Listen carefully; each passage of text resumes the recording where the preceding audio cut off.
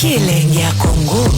Tapez les mains, tapez les mains, tapez les mains, tapez les mains, tapez les mains, tapez les mains.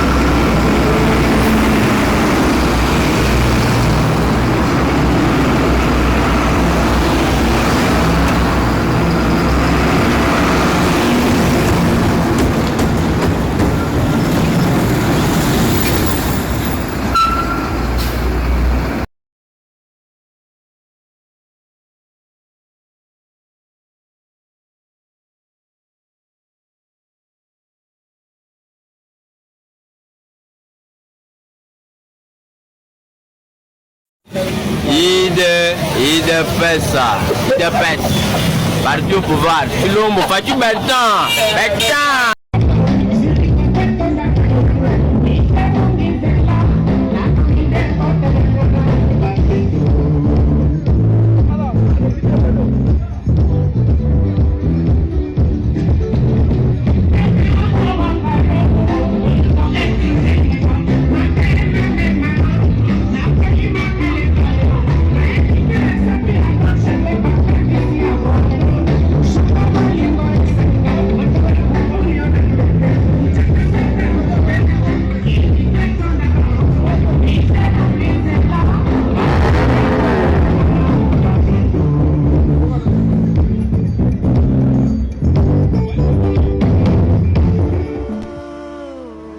Nyoso makambo mokilango mabomba mika na mabomba mi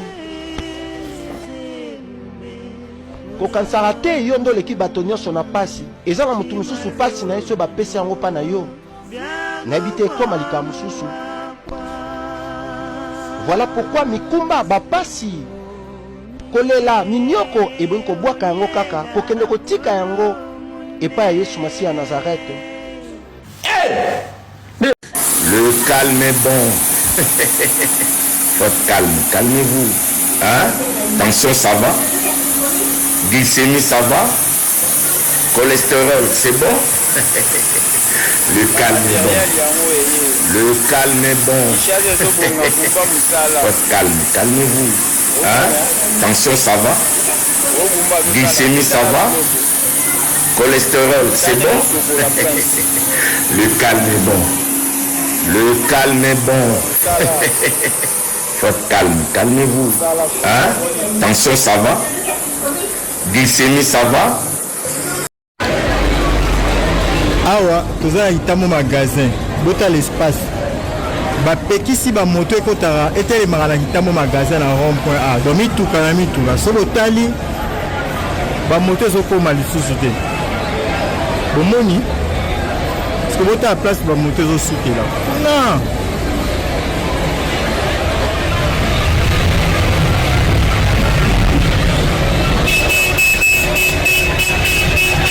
bamoto ezosukela wana place wana na zuni boyende ezalaka.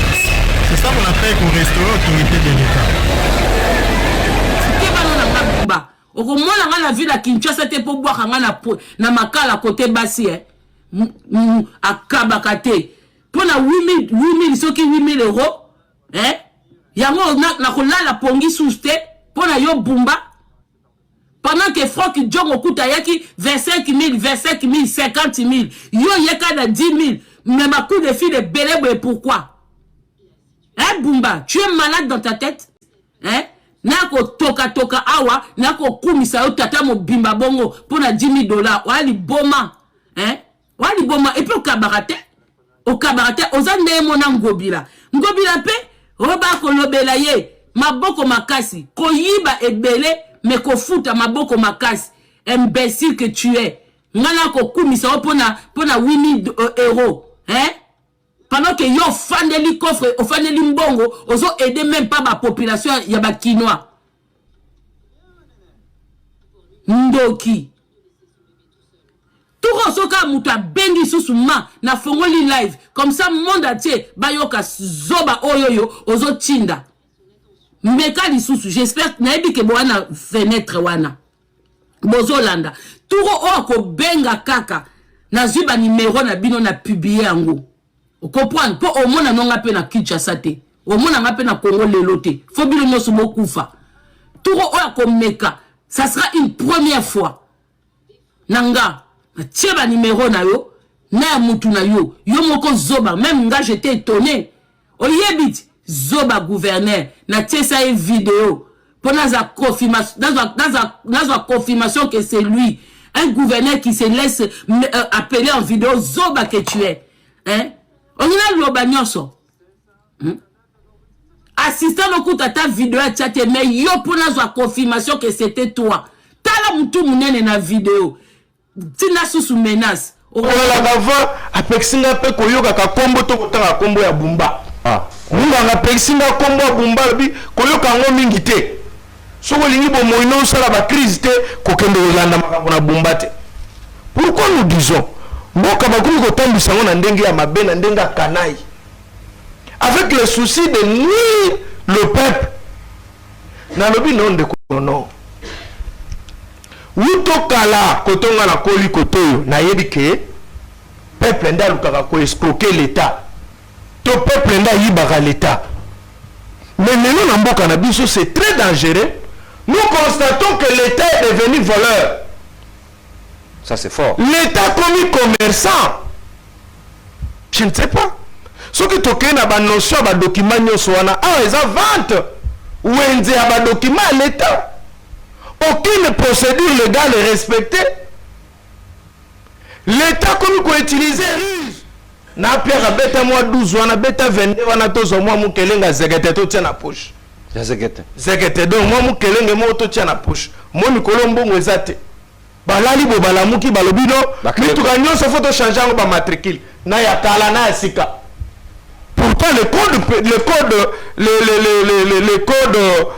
code de la route ya mboka na biso à son article 59 so ke ketanga yango kaka mutuka ya kala nde sengeli kozwa matricule mutuka ya sika nde sengeli kozwa matricule eza mutuka ya sika te ya kala te awa batangi na bango code de la route te balamuki kaka bo DGI na bato na ministère ya finance babandi ko bendana toli to kanga misu muke to yoka bomba ekoya na décision na ye oyo. Cette décision est totalement inconstitutionnelle. Je vais relever l'inconstitutionnalité. Il y a document, il y a décision. Et directement, ça appelle à l'applicabilité. Article 28, je crois, à notre constitution. Nul ne peut exécuter l'ordre mal donné. Gouverneur donne un ordre mal donné parce qu'il y a inconstitutionnalité. Autant l'article 70 à constitution, 170 à constitution d'Abisso. Balobi, le Front congolais est l'unité monétaire de la RDC, de la République démocratique du Congo. Il a le pouvoir libératoire sur tout le territoire national. Permis de foutre un dollar. La monnaie ayant cours légal en République démocratique du Congo, imposée par la Constitution, reste le franc congolais. Boni boni bumba, na l'État congolais. Boni boni bango, bakoya ko bimisela biso, babiloko peka ya l'État, ya privé te, to somba yango na dollar. Donc l'État congolais aligné sous ce monnaie na mon côté. Il y a une constitutionnalité ici parce que tout le monde fout à Bampako et Nambongo il y a Mopaya tête aux alliés na Congo. Donc na Bengiawa la cour, le procureur général près la cour constitutionnelle Atia Maboko Nandeko Bumba. Et c'est lui qui a Bumba pour la violation de l'article 170 de la constitution Nabiso à Sali Makambo Zalagate et puis Levi Mbuta Bobengi Sayebo Tunaye. Est-ce que tu connais la monnaie ayant cours légal en République démocratique du Congo imposée pour les transactions ainsi que pour le paiement? Même sur le côté de la loi fiscale Nabiso, la fiscalité impose au Congo la monnaie, le franc congolais. Donc, awa, il y a une constitutionnalité. Mais là, côté à Liboso, côté à Mibali, Bazou vignette $70, permis de conduire $120, contrôle technique $80, assurance $294.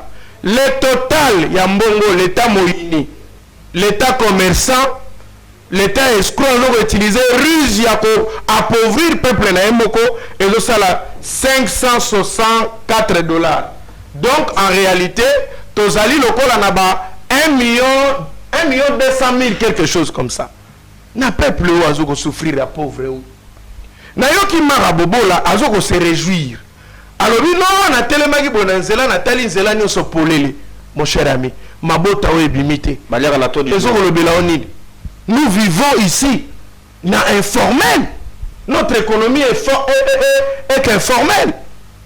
Peuple n'a pas vivre à Soka Biminda Zolo Kogoli allié. Comment on a polé l'endengwana, Kanisande Mabota ou Evone Nanda ko bimité. Maman Ndundo Kendaka Zigida na Tongo Tongo 5 heures à Keïté. Et Tani Nibana na Bazali, Okoza la candidat de Konanga Imara. Tu vas postuler. Mais peuple a voté Ndengani ni Soko Zali na motema na peuple. On se réjouit pour nous que tant molité, on se réjouit pour peuple abimité pour nous que nous le mais chose grave de qu'on a révélé. Parmi nous tout cas Zangi Mikanda na Transco. Abimité. Mais Transco abimité pour nani. On sous-entend que Transco il fallait que ça la nord. Donc non Transco on a permis de conduire le chauffeur bazan en côté. Le chauffeur bazan vignette bazan pour la assurance. Parce que le corps a privé bazali en ordre, l'État devait inonder alors bazela na biso na banini na ba transport na ba moyen de l'État na yemoko pour permettre à bato batambola. Maintenant zela tigali pour l'élé. Qu'est-ce que Bumba a gagné? Voyez maintenant que Wap manque à gagner Zali. Mauvaise politique. Bah tout ce qu'on a beau en tout cas, bah vanir nanda. L'autre c'est l'État vu perte. L'État vu perte. Pourquoi? Comment va qu'on la contrôle ya biloko 4 mbalamoko? Et c'est la caté. Bon ça la moi tanda mundambo. Mara bobola atenga miso mo moke. Alors ba document biloko yo ezali facultatif donc ezali obligatoire. Ça c'est faux hier chez vous.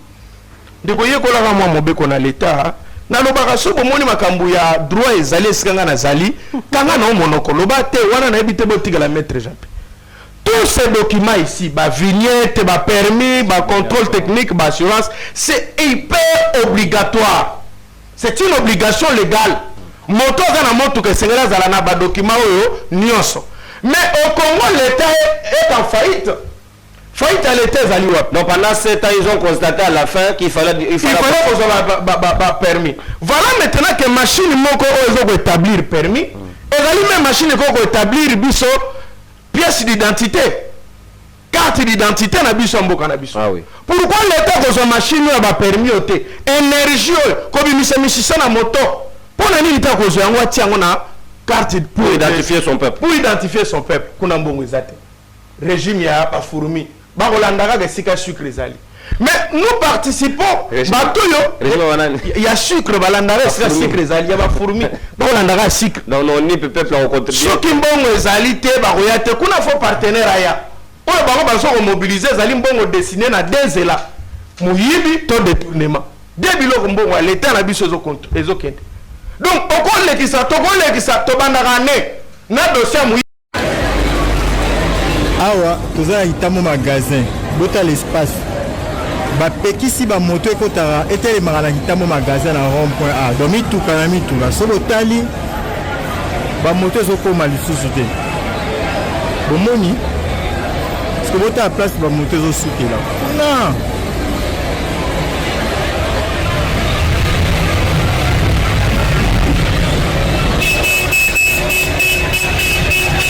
bamoto ezosukela wana place wana na zumi boyende ezalaka c'est ça qu'on appelle qu'on restaurer l'autorité de l'État.